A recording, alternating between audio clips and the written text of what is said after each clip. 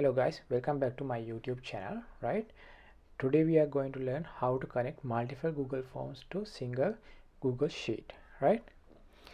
First you need to create a Google Form, and then you need to create a Google Sheet from the Google Form to store your form data in that Google Sheet.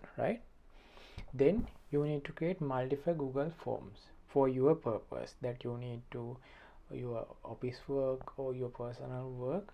You need to keep those all of information in your single Google Sheet. So you need to create multiple Google Forms for that. I have created 6 Google Forms for that, and I have already connected 5 things that for that Google Sheet. Right now I am showing how to connect 6th of my Google Form to connect this existing Google Sheet.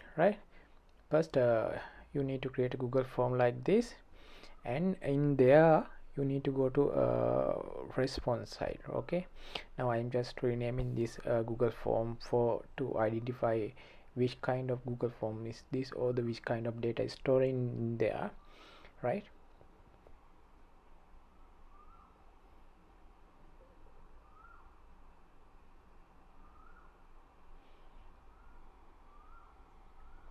You can see the Google Forms I have created, and now I'm going to response side.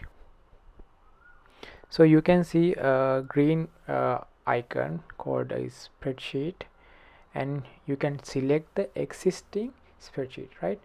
And I have selected the first column because I have used that spreadsheet to connect all of my existing Google Forms. And now we are connected.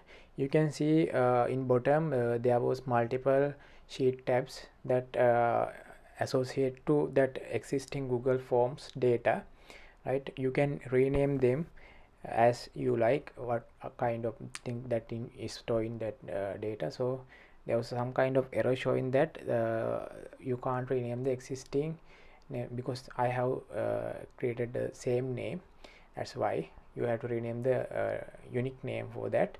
And all of the thing now I have done.